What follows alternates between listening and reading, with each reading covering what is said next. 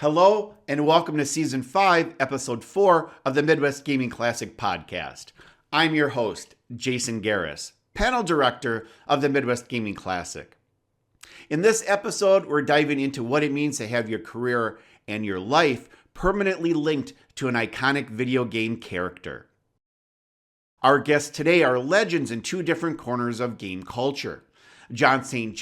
is one of the earliest rock star voices in video games, best known as the bombastic voice of Duke Nukem, a role he's played since the 1990s, along with fan-favorite characters like Big the Cat and E123 Omega from the Sonic the Hedgehog series.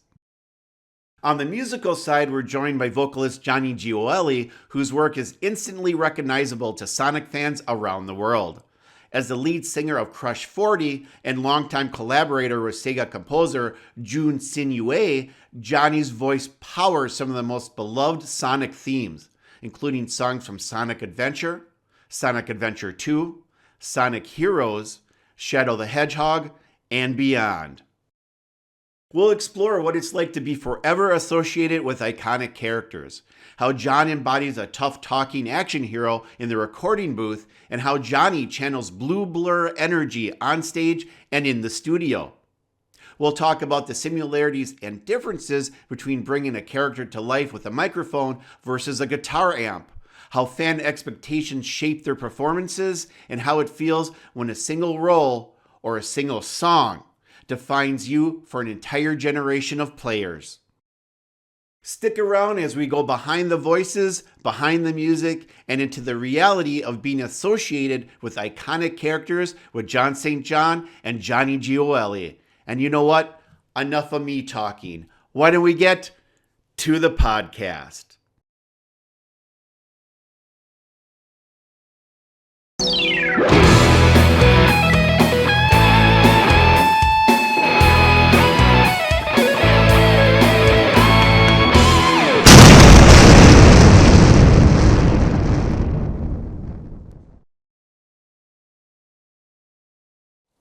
Johnny Gioeli, the singer behind the rock songs for the Sonic series since the Dreamcast, joins Jon St.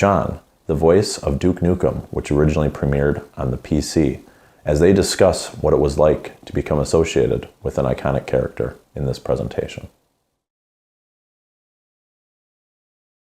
So welcome everybody, thank you for joining us here on this panel, How I Became Associated with an Iconic Character. Not me, these two gentlemen to my left. I am your moderator this afternoon. My name is Arda, and I will be asking the questions. Yeah, give a round of applause for me for asking questions, which actually half of my job will be walking around and making sure you get your questions asked. So my job is really easy. So first of all, the man to my immediate left has been in the music scene for over 20 years. You know him from Crush 40 and of course the music he's developed with Sonic. This is Johnny Gioeli. And the man has done many voices in the world of video games and television as well. He actually started his career with Nickelodeon. We'll get to that as well. But of course, most famously known as the voice of Duke Nukem. He does a lot of projects. He's in movies, he's in video games. Jon St. So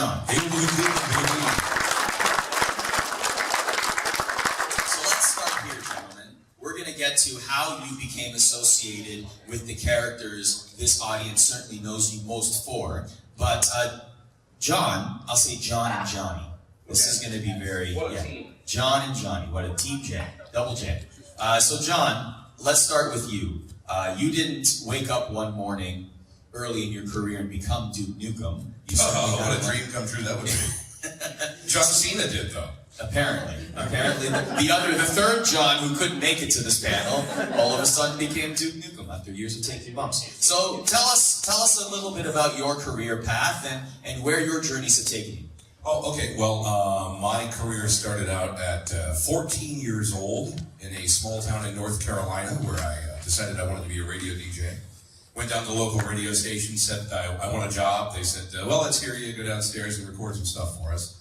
And I did. They said, okay, you're going to do a weekend shift starting this Saturday night. Ask your parents if it's okay. And so for about 2 years, my oldest brother would pick me up at midnight when I'd sign the radio station off the air at night. And my dad would drive me to work after dinner each evening. And it was kind of a family affair. You know, my parents allowed me to do that. And all through high school, I was a boss jock DJ. And, you know, big man on campus, because when you're a DJ, everybody else in school thinks you're famous at that point, right? So I was a broadcaster for almost 40 years. The last station I worked at was KRS 101 in Los Angeles, which was an oldies station. And while I was in San Diego back in 1994, a casting director by the name of Lonnie Manella was in my studio to record some car dealer commercials. And she was doing all these wacky voices as we're testing the mics, and I started doing wacky voices in return, and she said, wow, you've got very good range. Would you consider voice acting in video games? And this was 1994. I don't think there were any voices in video games. I said, what are you, crazy? There's no voices in video games. She said, well, there's about to be, and there's this game I'd like you to audition for called Duke Nukem. And the first time, I don't know about you guys, but the first time I heard the words Duke Nukem, I laughed out loud. And I auditioned for the part and landed it. It was my first job. And oddly enough, my very first gig was Duke Nukem. We know what he's all about. My second voice acting job in video games was the Candyland Adventure. Very similar. Quite, yes. Was your audition as Duke Nukem, was it very similar to the actual voice that you do for Duke Nukem? Not originally. George Broussard, who was the creator, one of the creators of Duke, with 3D Realms out in Texas, his original thought was it should sound something like Charles Bronson. Is what, you know, Charles Bronson kind of sounds like this. So I did this, and Lonnie went, no, that's not right. Lonnie said, do Dirty Harry, do a Dirty Harry line. Do you feel lucky? Well, do you, punk? And Broussard said, I like that tone, but Duke is, you know, roided out. And I said, well, lower the pitch a bit. And I went, do you feel lucky? Well, do you, punk? And right there, he said, oh, that's the voice. We want that. And it stuck. So all these years later, I'm still doing that. And it never gets old. It just doesn't. So that's John. Johnny, let's get to you now. Many years in music, Crush 40, Sonic. Tell us a little bit about your journey. Okay, so... You're a Brooklyn boy. I'm a Brooklyn boy, born in Brooklyn, raised in Howard Beach. I had a very famous neighbor named John Gotti, the mobster. Safe neighborhood. Next door neighbor. Was my next door neighbor, yes. Yes, I had John Gotti on one side. And That's an hour-long panel, my friend. I know. And witness protection, I'm not talking. So, just kidding. So, and then the Franzini's on the other side, and was the cook. Anyway, that's a whole other panel, you're right. So, we transitioned from Howard Beach to Lancaster, Pennsylvania, the Amish country. So when I'm talking witness protection, I think I might have been in that, I don't know. My dad's not talking either. So it was then when my brother discovered this band called Kiss. And he saw a show in like 1976, and he wanted to be a rock star. And of course I wanted to do whatever my brother was doing. So at 8 years old, I picked up a guitar and sort of figured it out, had a couple lessons, and then didn't know that I had this inborn thing to, you know, make music or whatever. I started a professional career at 11.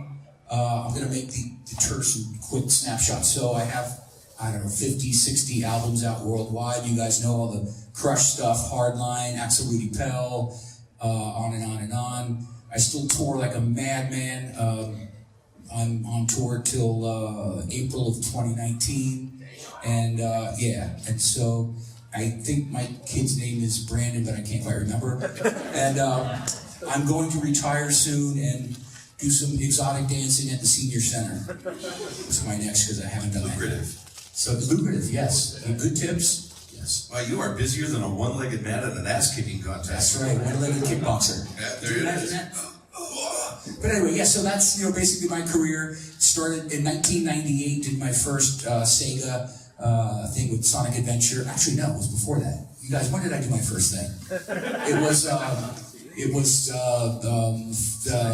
the thrill of the feel of the thrill of the something of the feel. Yeah. Anyway, that was Thrill of the field. feel of the thrilling of feeling. Are you still talking about this exotic Feeling thrilled. dancing?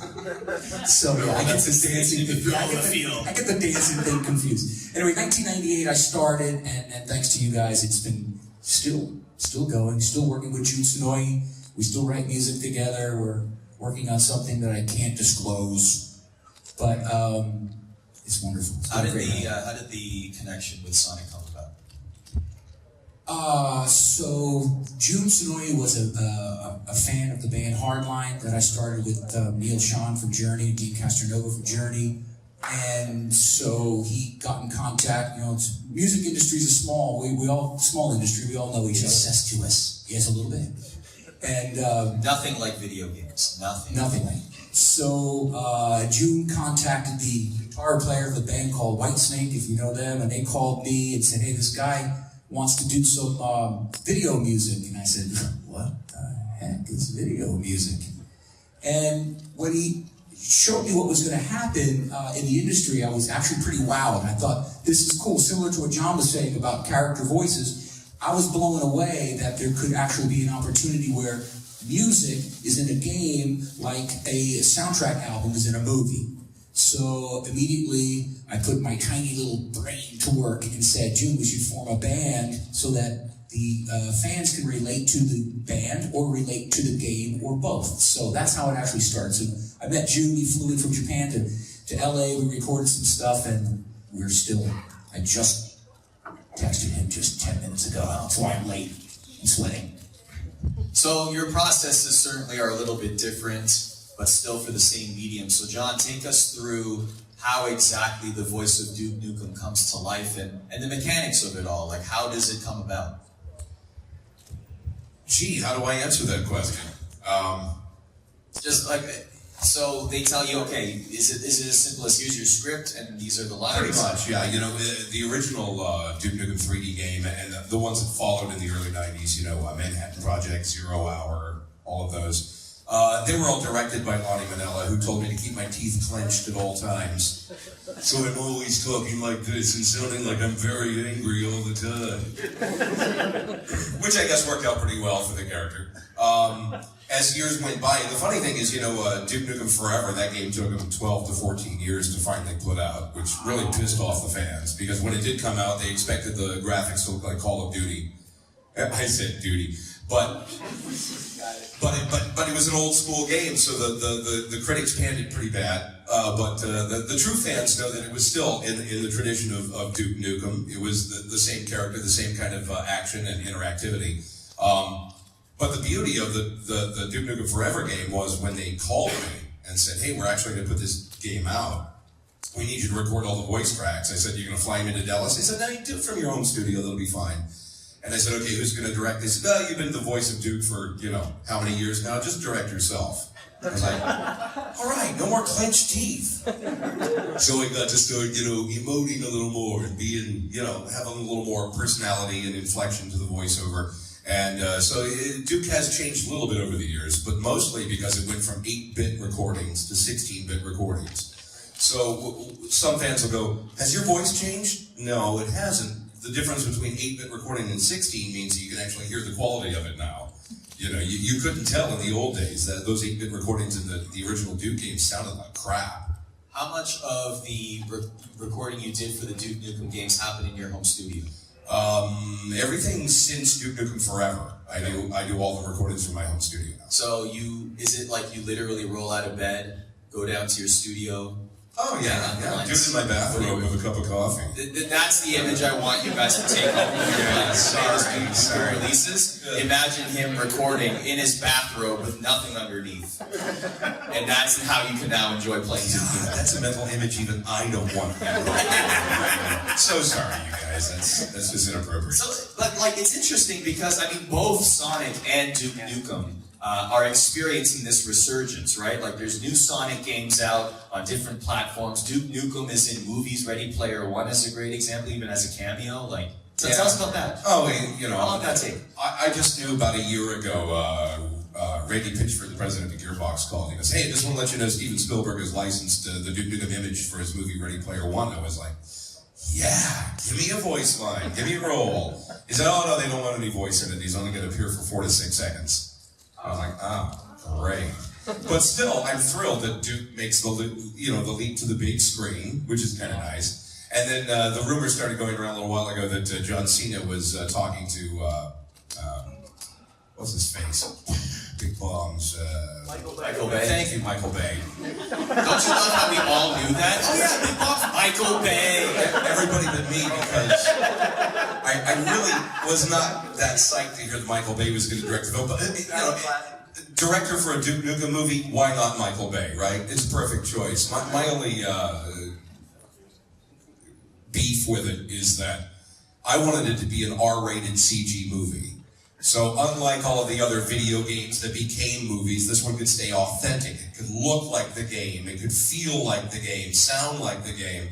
But no, Michael Bay's going to do live action mixed with CG, so there'll probably be some freaking Transformers in the movie or whatever. And Jon St will be the next Duke Nukem. Hopefully not in the games. My fingers are crossed that the movie brings Duke into the masses, you know, people outside of the video game industry who've never heard of Duke Nukem before, and perhaps we'll sell more games in the future based on the fact that the movie could be a hit. Though, don't hold your breath.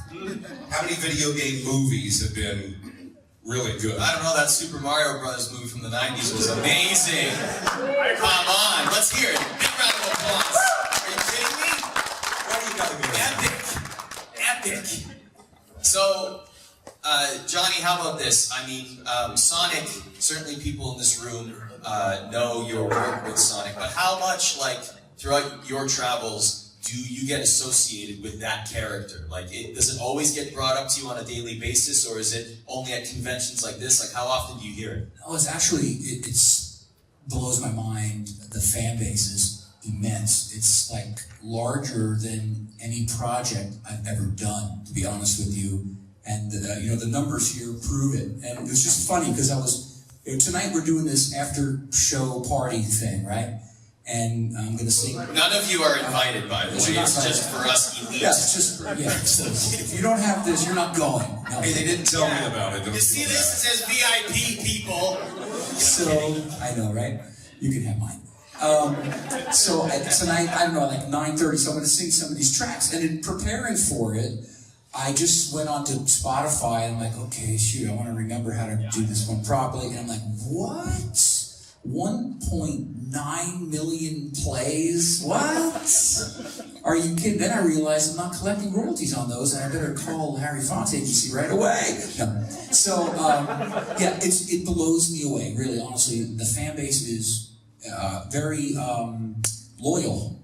There's Rabbit, that's a good one too, yeah. Extremely loyal, and so when I walk down the street, they're like, hey, Johnny, crush for it. Yeah, still happens, and it's pretty cool. Take us through the process of having created one of the Sonic songs. Say the first one. Like, what were your inspirations? What was the direction that you got? Like, how did that come about? Well, so I'll take one game in particular, like Sonic Heroes, for example. I remember June flew to my home studio in LA. I was living in LA at the time. And so they always start with a storyboard, just like a movie. And so as a songwriter, I have to try to make the scene work. So they give me guidelines, they give me drawings, they do it in Japanese, and I don't understand anything. To this day, I don't know why they sent it to me in Japanese. So, but anyway, no, it's in English also. So then I read about what the scene is going to be, and then June kicks off a little bit of melody that he hears for that scene, because music is a feeling.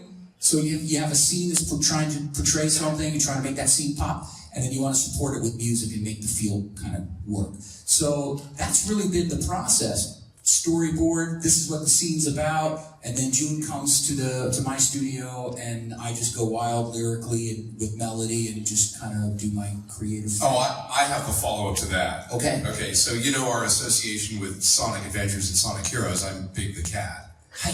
Did you write the music for that stupid Big the Cat fishing thing? No.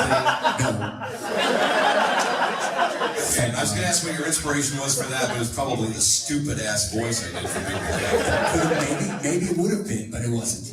You seem very proud. Yeah, you know... Can you make that voice again? Froggy, you don't look so... Where's my Froggy? Have you seen... You don't look so good, little buddy. I'm so proud of that work. Applause.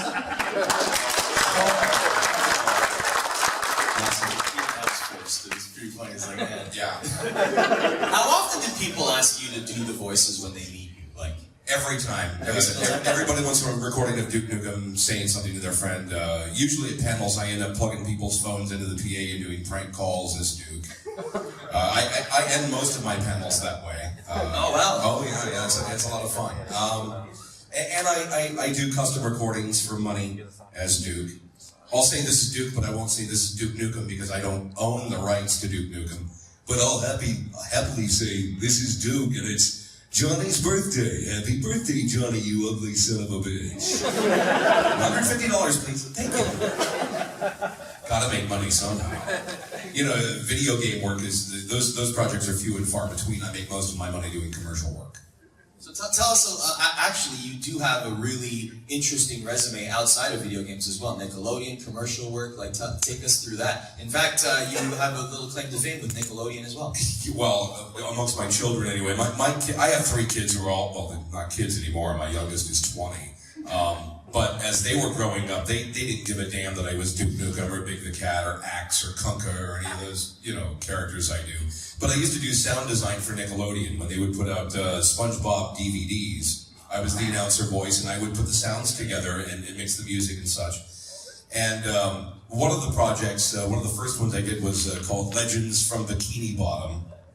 And when they were putting that DVD together, they said, well, we need a sound effect for this logo that we use, which was, if you guys grew up watching Nickelodeon, remember the splat, the orange splat?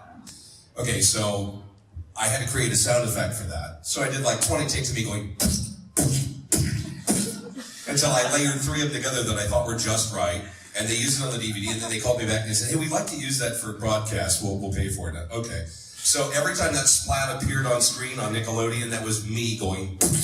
My kids thought that was the coolest thing. But do you know how difficult it is for John for career day at school when he has to come in and go, here's my dad. Thank you, kids. But my kids thought it was cool that I was Duke Nukem and Big the Cat. They liked that. My kids didn't care, though. I mean, they lived with that. My kids now, so they don't quite understand. So my audience is predominantly Europe and Asia. So I think I'd be lucky to put 10 people in a Starbucks to do a show here in America. But in Europe, as you guys, some of you know who follow me, it's 40,000 seats and up. It's insanity. Oh, yeah. My kids the don't German get it. Comic-Con is 227,000 attendees. That's way bigger than any Comic-Con. It's massive. My son used to scream cry when I was in a car heading to JFK. He'd scream cry, don't leave, don't leave. Now he's like, go make that money, Dad. Make that money. Make that money. It's funny, okay. So the characters themselves, right? I mean, the panel is how I became associated with these characters. Sonic, has stood the test of time. Duke Nukem has stood the test of time. Are you guys surprised by that, or what do you think are the biggest reasons, in your opinion, why these characters are still enjoyed so much today? Not a clue, just thrilled that they are. I'm being honest, man. That's true. I didn't even know Duke Nukem was anything for the first 10 years that game was out, or I would have started doing convention appearances a long time ago. I thought the only fan was my late brother who lived in Virginia while I was in San Diego, and we played Duke Match online, with an old modem. It took 5 minutes to connect, and then you get knocked offline every 15 minutes, and after a week, yeah, you can relate to that. I had no idea Duke was anything until my first con appearance in Killeen, Texas, outside of Fort Hood. This anime con who said, are you really the voice of Duke Nukem? Yeah. Would you come to our convention? Okay.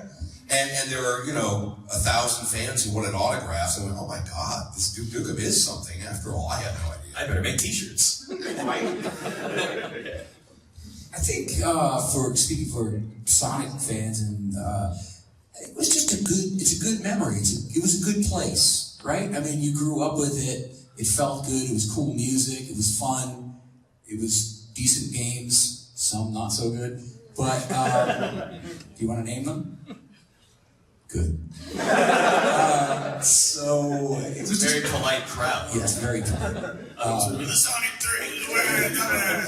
I just don't understand why we don't make an Adventure 3. Why not? Thank you. Okay. I want to know why Sega has to change the damn cast every time they do Sonic anything. Why not? Why? So I can keep making money. What do you mean, why not? No, I'll be honest. I handed the reins to Kyle Hebert. You probably know Kyle from Dragon Ball Z and all the work he's done. He was the last Big the Cat. Well, there were only 2, me and then Kyle. He did it for about 8 months, and then Sega killed the character off. So until the end of time, I'll blame Kyle Hebert for killing Big the Cat. Did Big the Cat ever makes a comeback? No, they swear they killed him off. It's like, of any character that will ever maybe come back, Big the Cat is not on the list. No, and I'll never have to do that stupid voice again, except at conventions. Thank you all.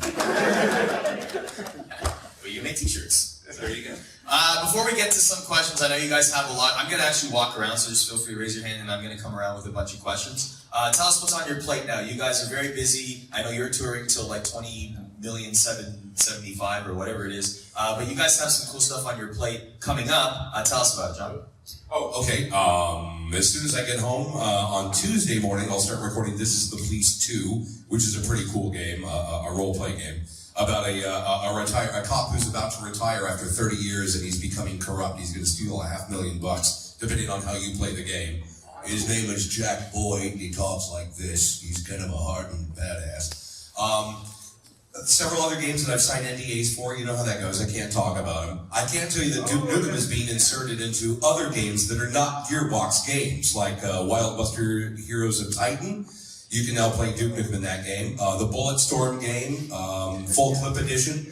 You can, instead of playing Grayson, which is Steve Bloom's character, screw you, Steve, I'm kidding. You can play as Duke Nukem now. And the main thing that I'm pimping at all of my con appearances right now is that I'm starting my own convention next February. It's called Jon St. John's Not Con at Sea, and it is a cruise from Miami to the Bahamas for 3.5 days. And for under $600, you can get your cabin for the whole thing. You can get your badge and all the alcohol you can possibly drink. And we have adventures like kayaking, jet skiing, a pirate treasure hunt on Coco Cay, which is the island that Royal Caribbean owns. So I'm gonna take $200 of silver coins, put them in a chest, bury them somewhere on the beach, and then give clues for somebody to find them. That's cool. But if you're interested in coming along on my cruise con, I have Todd Havercorn coming along, also Ellen McLean, who's GLaDOS in Portal, and her husband John Patrick Lowry, who's the famous sniper. They are going to be guests on board.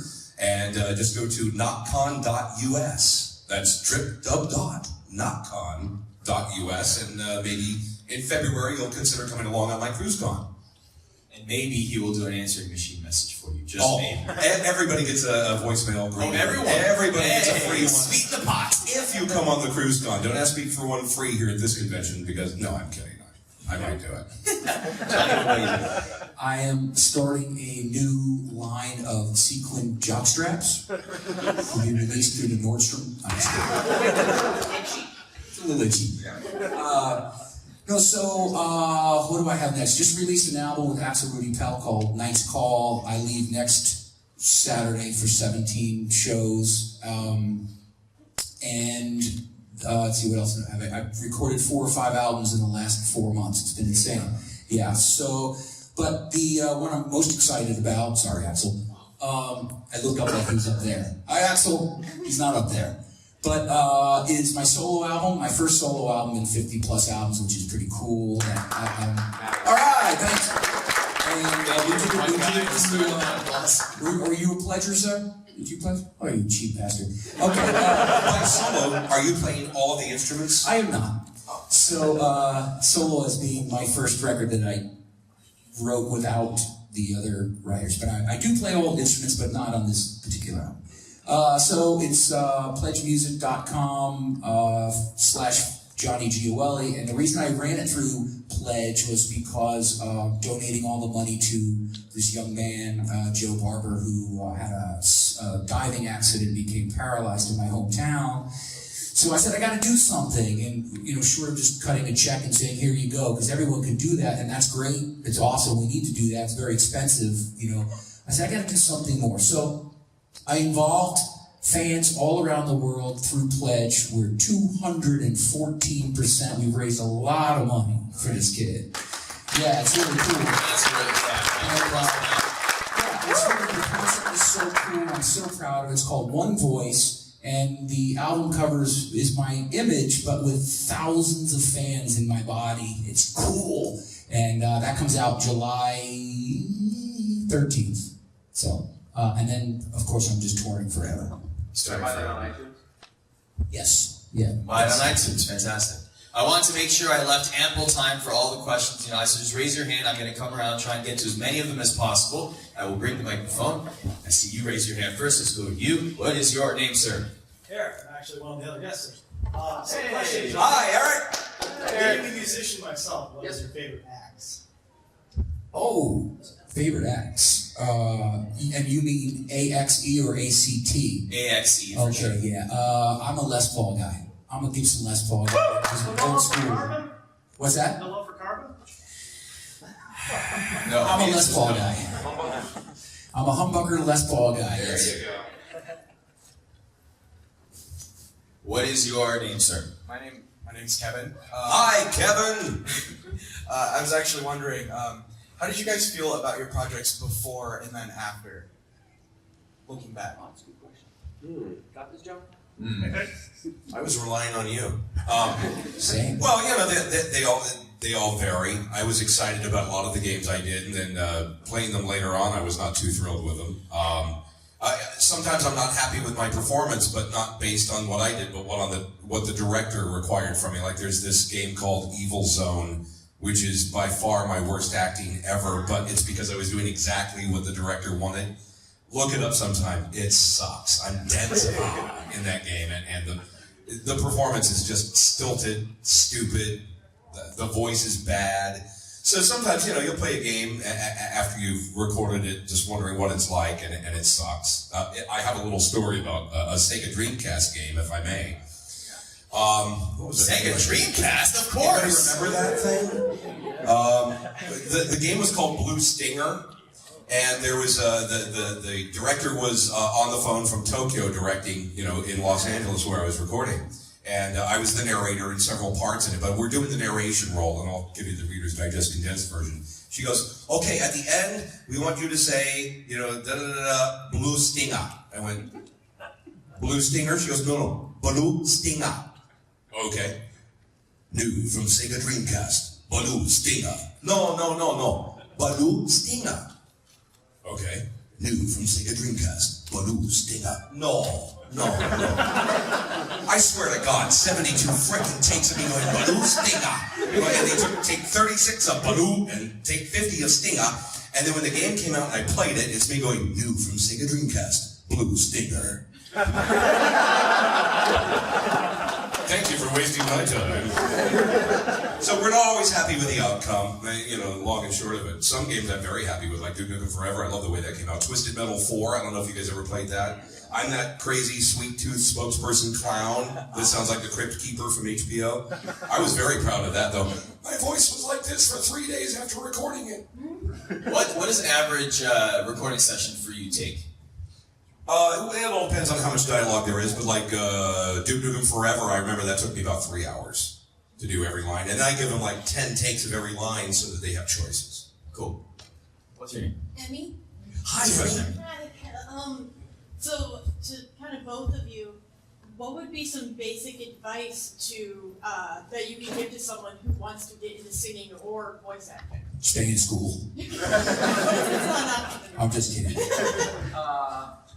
I always say don't quit your day job because voice acting, you're not going to make a living on it overnight. It's going to take years to build up a client base.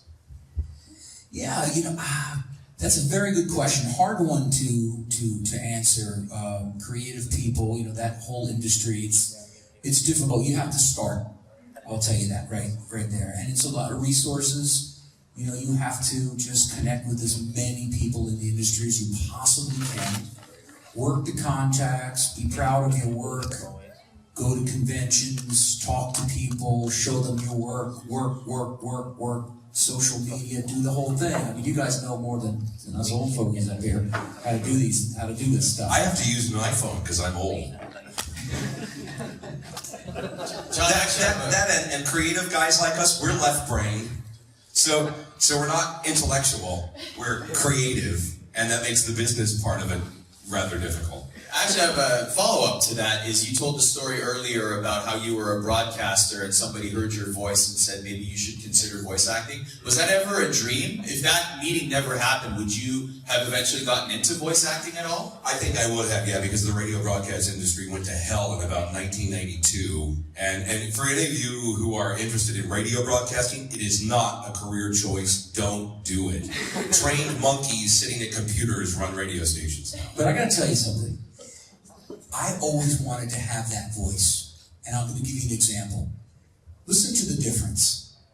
Hey, baby, how you doing? Hey, baby, how you doing? See what I'm saying? That pisses me off. It ain't all that great. You know, I'll answer my phone rings at home. I'll go, Jon St. Productions. And there's nothing. And I'm like, is this a solicitor? Oh, I'm sorry. I thought you were recording. No, I'm live. I just sound like this. I can't help it. But you know what?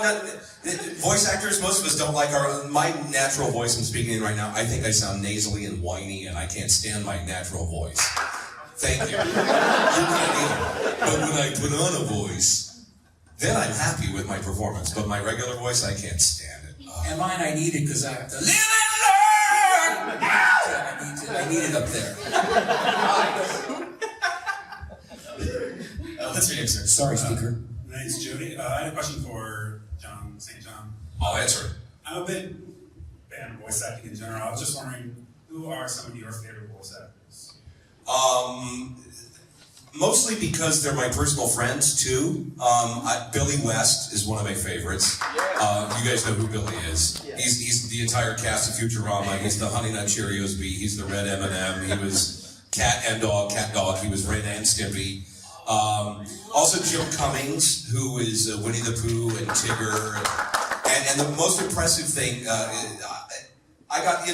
Disney owns Jim Cummings, right? So he's always very appropriate everywhere he goes. He'll never say anything off color, except at Connecticut in Hartford, Connecticut. He and I are at a bar downtown Hartford, just the two of us drinking. And I said, I would love to hear Winnie the Pooh do a Duke Nukem line. He said, okay, what line? And I told him, I don't do a good Winnie the Pooh impression, but in my ear he goes, oh, rip off your head and shit down your neck. And I laughed until I cried. And hearing Winnie the Pooh do that, though Disney, are we being recorded? He never did that. That's all you're saying. And Jim Cummings, the reason he impresses me so much is not that he was able to pick up, in 1985 when he was in New Orleans, he got the job. He replaced Sterling Holloway. And Paul Winchell, who was Tigger. He does spot-on impressions. His impressions are so good, exactly, that in the movie The Lion King, you remember Jeremy Irons is Scar? Okay, great voice acting. But Jeremy Irons does not sing. And yet there's that song, Be Prepared. That's Jim Cummings doing his impression of Jeremy Irons singing that song. That's how good he is. I wanted to hurt a voice actor one time. Which one? I don't know his name. In 1989, when most of you are just a thought, I filmed a movie with Francis Ford Coppola's son, Roman Coppola, called Smash, Crash, and Burn. It's a movie we filmed in Hollywood, was never released. Little did I know they replaced my voice with a voice actor, but it was like, hello, how you doing? I'm like, are you kidding me? So sometimes it can work against you. Not his voice. I want his voice. I just want to be John Cena's voice. After that movie, they will have you impersonate John Cena, impersonate Duke Nukem. That could happen. Speaking of Lion King, anyone play the Lion King game for Sega Genesis? That's a highly underrated game, in my opinion. Just wanted to throw that out. It is very difficult. Just throw it out there. Anyway, your question, sir. Yeah, my question's for John. There is I hope this isn't too far off topic or anything, but there is a YouTuber for the channel Lazy Game Reviews by the name of Clint. And he does a fantastic impression of you, and he uses Duke Nukem as his character in everything he plays. Right. Just wondering if you're familiar with him at all. I am. And he will have a lawsuit this week. No, he does a pretty good Duke Nukem impression, and there are a lot of guys who do, and sometimes at the conventions when I do my panel, I'll do a Duke off, where I have people come up and do their Duke impressions. To my trained ear, they don't sound anything like me. But I'm glad that, that's quite a form of flattery. Do you have people judge the Duke off? Like, is it like in front of a crowd and they cheer for? Have you ever lost? Panel, just like, I don't do it. You don't do it. I'm going to say you versus an impersonator. No, I'll give them a line. I'll say okay, repeat this line from Duke Nukem Forever, which is my favorite. I had eggs. Anybody here can do a good Duke Nukem? Raise your hand right now. Anybody here? Can anybody in here do a good Duke Nukem at all? Anyone? You bunch of yours is give this man a line and let's see how good his Duke Nukem is. Okay. I had eggs for breakfast. Your mom had sausage. Okay, Okay, a simpler one. You can do this one. Hail to the king, baby. Hail to the king, baby. Not bad. All right. Hey, do you, what's your name, sir? Jacob. Do you play games? Yep. You play Duke Nukem games? Yep. What's your console? PS4 or Xbox One? Everything. Which do you prefer? PS4. Come up here. Here we go. It pays to, look at that, see that? Score, full clip edition. Don't play as Gracie, play as Duke Nukem. I'm sure you take breaks to eat. There you go. Take time out for meals, of course. Now, Jake's not done though, he has a question. Now we're going overboard. That'll be a good question, he's gonna take that back. What's the question, Jake? For Jon St. John, would you ever do the voice for Big the Cat if there was a Big the Cat fishing adventure? Absolutely, because it pays money. Union staff. I'm an attention whore and it's true. And a voiceover whore. That means I'll record just about anything for money, with the exception of I don't do gun and knife show ads because there have been tragedies at gun and knife shows, and I don't support that. And a quick story, if I may. In November of 2015, I got a call from an ad agency in Los Angeles who asked me if I would be the voice for the leading candidate for president in the Republican Party. And I said, you mean Donald Trump? They said, yes. And I said, no, thank you. And I don't care what your political view is or mine. That doesn't make you right and me wrong. I just chose not to. I can do what I want to do, and I did not want to be the voice of Donald Trump's campaign. Okay, so I turned it down. But if you were, what would it sound like? I don't even know. But I said to and my agent said, dude, this is a national ad campaign. It's good money, but I didn't want to do it.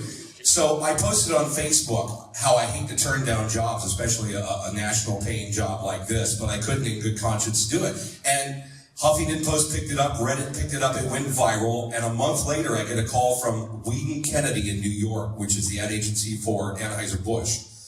And the creative director there said, hey, I saw your thing about not wanting to do Donald Trump's ads. We'd like you to be the voice of the Bud Light Party.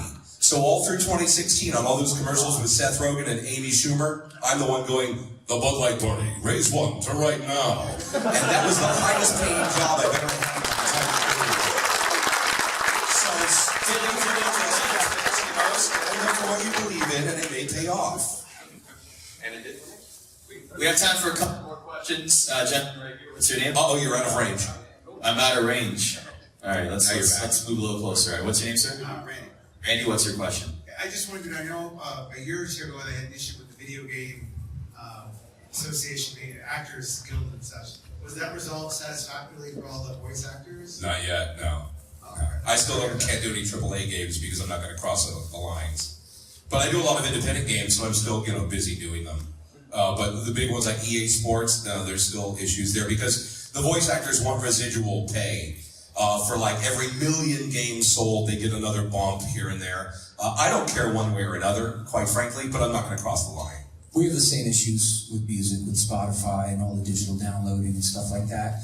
And so you pay $10 subscription, which look, I have a Spotify account also, but then you have the world of albums that you can download, and the artists are not getting, if you knew it, we're getting 0.00379.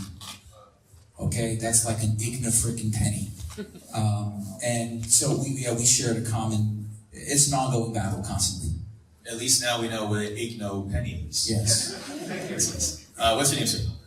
Taylor. Taylor, what's your question? So, I got 2 short questions. One, could you do a Froggy for us? Froggy, you don't look so good, little buddy. How about Froggy doing a Duke Nukem line? Yeah. I'm going to talk to your head and sit down your neck. Thank you for that. Thank you for that. That was slightly outdated. So, how was it doing Big the Cat personally? Like, how would you rate that between like your other jobs that you had? On like a 0 to 10? Yeah, like on a zero to 10. 1. Yeah, it was not enjoyable. No, but you know, one recording session for a video game is just like the other. I'm in a booth with a microphone and headphones and a script. So the experience is the same from one game to the next. You're just doing a different character. I know that makes it sound boring, but it's the truth. Well, your big was spot on. Oh, wow. Thank you. Well, how about Kyle A. Bear's Big the Cat? Was it close to what I did? In your opinion? Because I don't think he did it justice. I was gonna say kind of close, but not really. But Yeah, I sounded stupider, I know. And I'm proud of that. Let's all right, we got one more question here and then I'll let No personal questions though, you know? Yes, sir. They're What's all your name? business. They're all business questions. Ryan, what's your Very, question? very serious crowd. Yeah, so I actually am asking for a friend who couldn't make it. And this would actually work for both you two. If Jimmy Page or Josh Homme is the better guitarist. Who say again? My friend Sam's asking if Jimmy Page or Josh Homme from Kings of Stone Age is the better guitarist. Way to put a guy on the spot. Terrible, evil question. Evil. I don't know. It's an answer, man. Yeah, exactly. Toss up, man. Toss up. Hard. It's hard to rate guitar players as one better than the other Different because the people. styles are all so different. Different people both have killer things going on. Sorry, bro. That was a shitty answer, wasn't it?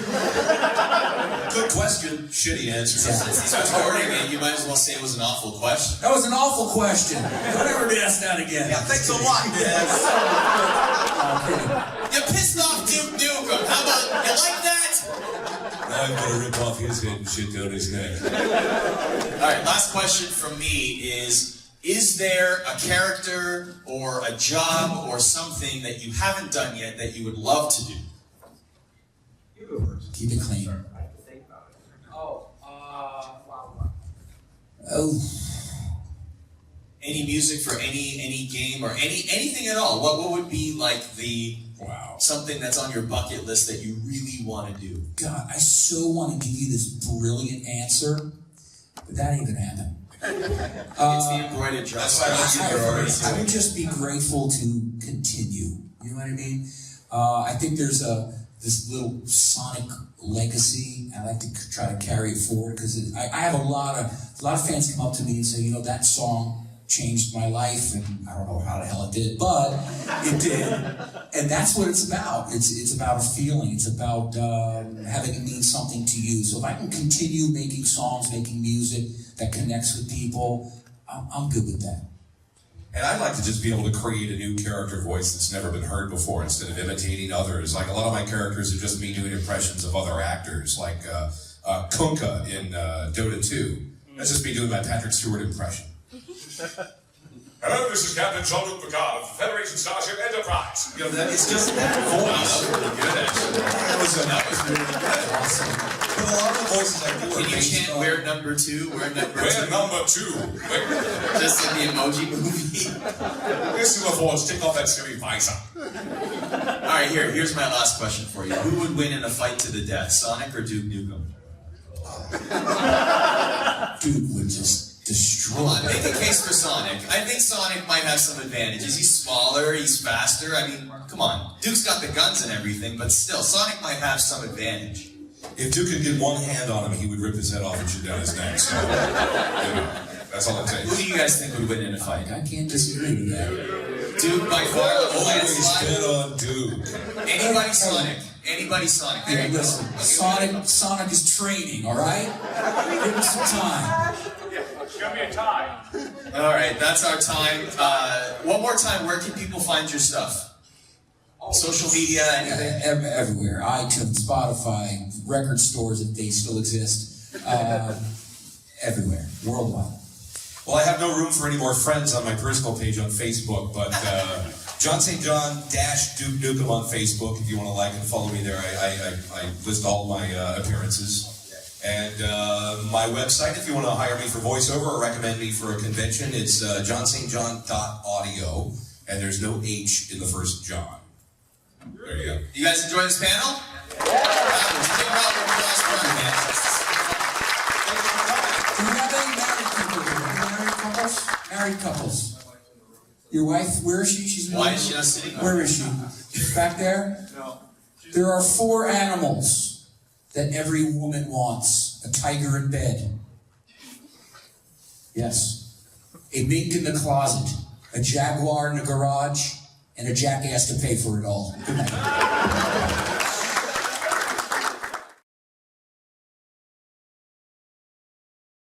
And that's the end of this podcast episode. I hope you enjoyed it as much as I did, hearing stories about Duke Nukem from Jon St.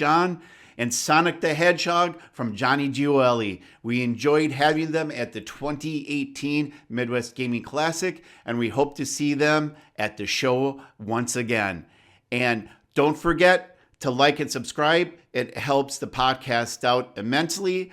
And until next time, take care, stay safe, and game on.